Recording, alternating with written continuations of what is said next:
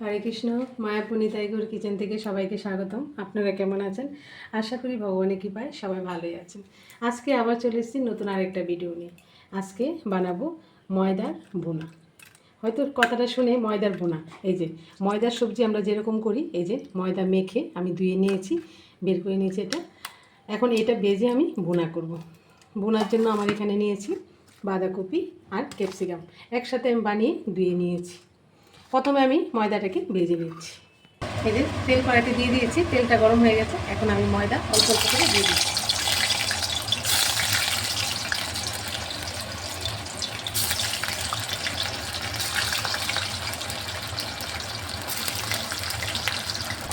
দেখুন ময়দাগুলো আমি একটু উল্টে দিই। এই যে আস্তে আস্তে চলে যাচ্ছে, লালচে করে ভেজে নিচ্ছি ময়দাটাকে। এই দেখুন ময়দাটা আমি উল্টে পাল্টে ভেজে নিচ্ছি। এই ময়দার সবজিটা বাচ্চা থেকে বড় সবারই কিন্তু খুব পছন্দ, এই ময়দার সবজিটা। এই দেখুন, এই যে ভালোভাবে লাল করে ভেজে নিয়েছি। দেখুন ভাজা হয়ে গেছে, আমি নামিয়ে দিচ্ছি। দেখুন এই যে সবগুলো ময়দা ভেজে নিয়েছি।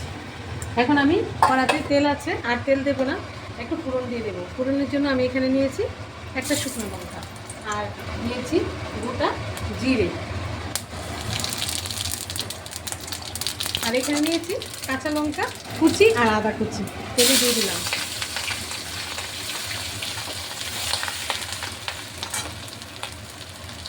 আর এখানে আমি অল্প একটু হিং দিয়ে দিচ্ছি। ভালো করে আদা লঙ্কাটা একটু ভেজে নিলাম, যাতে করে কাঁচা গন্ধটা না থাকে। আর এখানে নিয়েছিলাম বাঁধাকপি আর ক্যাপসিকাম, এটা আমি দিয়ে দিচ্ছি। অল্প লবণ দিয়ে দিলাম।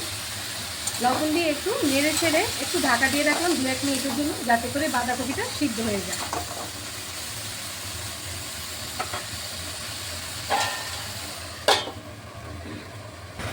দেখুন ঢাকনাটা আমি খুলে দিচ্ছি।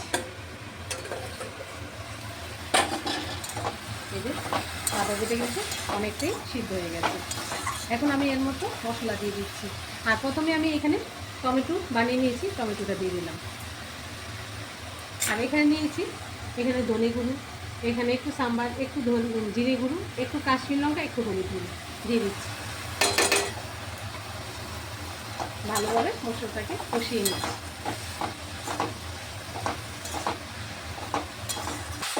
দেখুন মশলাটা কষিয়ে নিচ্ছি ভালোভাবে। মশলাটা একটু ভাজা ভাজা করে নিলে সবজিটা খুব সুন্দর হবে। এই যে দেখুন এখন আমি এখানে এই যে ভেজে নিয়েছি এই যে ময়দাগুলো, এগুলো দিয়ে দিচ্ছি। এই যে দেখুন ভালোভাবে সবগুলো ময়দা দিয়ে এই মশলাটাকে কষিয়ে নিচ্ছি। এখন আমি এখানে আরেকটু লবণও দিয়ে দিচ্ছি, যেহেতু প্রথমে আমি অল্প লবণ দিয়েছিলাম, স্বাদ মতো লবণ দিয়ে দিলাম। আর এখানে আমি অল্প একটু চিনি দিয়ে দিচ্ছি। আমি চিনির বদলে একটু মিষ্টি দিয়ে দিচ্ছি। মিষ্টিটা শক্ত আছে, মানে গোটা, কিন্তু এটা গলে যাবে গরমের সাথে ভাজা ভাজা করতে করতে। এই যে এখন আমি 2-1 মিনিটের জন্য একটু ঢাকা দিয়ে রাখছি, যাতে করে ময়দাটা খুব সুন্দর নরম হয়ে যায়। এই যে ঢাকনাটা খুলে দেবো। এই দেখুন কত সুন্দর একদম মানে নরম হয়ে গেছে ময়দাটা। এই বোনাটা খুব ভালো লাগে, এটা রুটি দিয়ে পরোটা দিয়েও আপনার ভালো লাগবে, আর এমনি গরম রাইসের সাথে ভালো লাগবে। এই যে ভাজা ভাজা করে নিয়েছি। এখন আমি নামানোর আগে এখানে আমি 1 চামচ ঘি দিয়ে দিচ্ছি। 1 চামচ অল্প পরিমাণ, সেটা আপনাদের পছন্দ মতো দিতে পারেন। আর এখানে একটু গরম মশলা গুঁড়ো দিয়ে দিচ্ছি।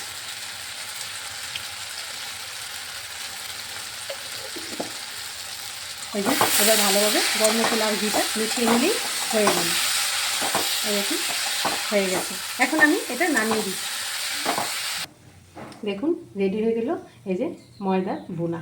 কত সুন্দর, এরকমভাবে মানে খুব সুন্দর, বাচ্চারাও খুব পছন্দ করবে। আপনারা চাইলে এরকমভাবে ওদের টিফিনও রুটি পরোটার সাথে দিতে পারেন।